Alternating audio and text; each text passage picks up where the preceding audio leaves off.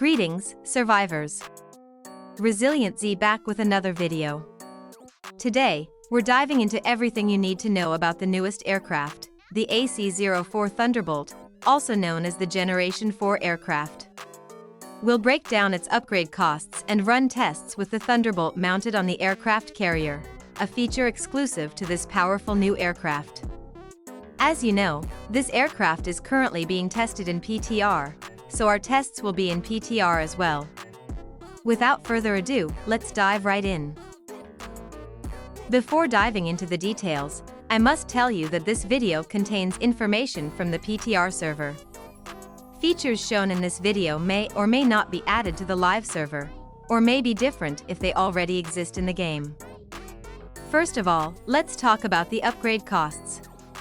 Like every other aircraft, the AC-04 Thunderbolt also has 6 upgradable components.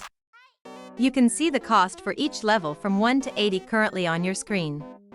The components of the AC-04 Thunderbolt require 2 new items for upgrades: antimatter coating and reinforced alloy. Here are the upgrade costs for level 81 to 140, along with the total required resources. One component needs a total of 2,360 antimatter coating and 8,560 reinforced alloy to reach level 140. That means, for all 6 components combined, you'll need 14,160 antimatter coating and 51,360 reinforced alloy. Now, how expensive is that actually going to be? Well, we won't know for sure until the bundles show up in the PTR, or once it's released in the live game. In our last video, we briefly touched on cannon mode. Cannon mode refers to the Thunderbolt cannon, which grants a unique skill called Fusion Annihilator. This skill only activates in battle if the AC-04 Thunderbolt is mounted on the aircraft carrier and the aircraft carrier is actually used in combat.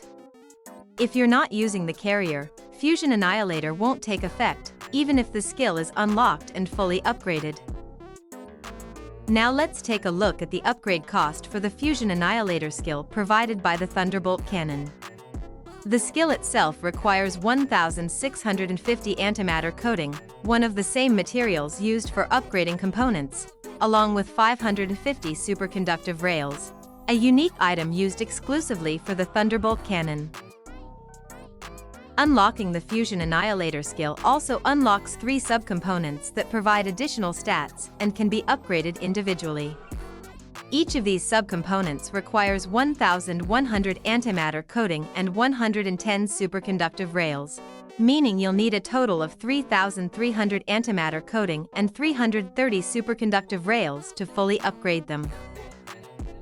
However, keep in mind one important requirement: all components of your AC-04 Thunderbolt must be at level 100 before you can unlock the Fusion Annihilator skill and mount the AC-04 on your aircraft carrier.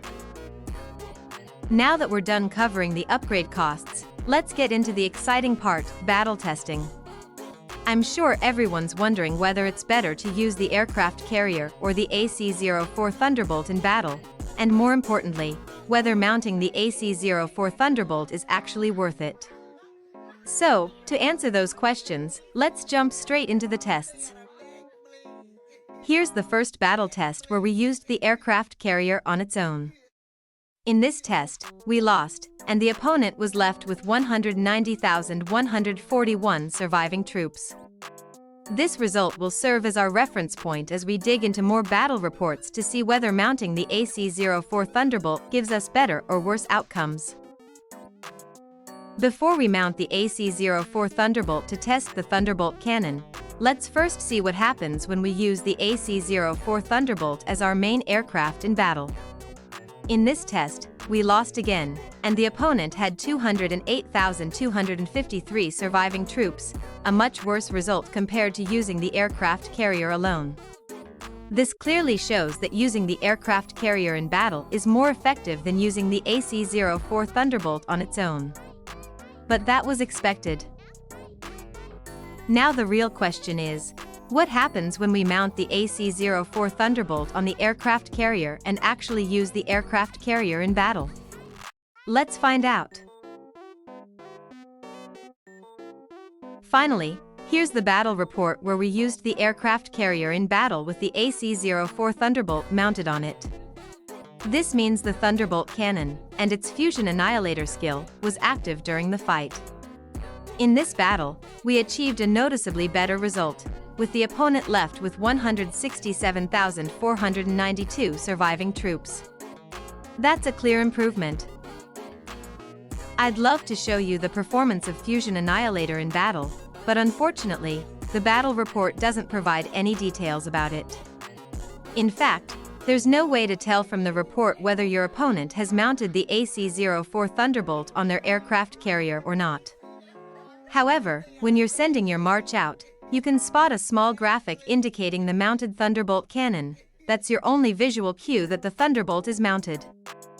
Here's the summary of all our battle tests today.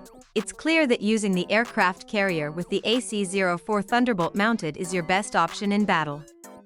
For your reference, all these tests were conducted on camps in the PTR server, and the opponent remained the same in each test to ensure fairness and accuracy.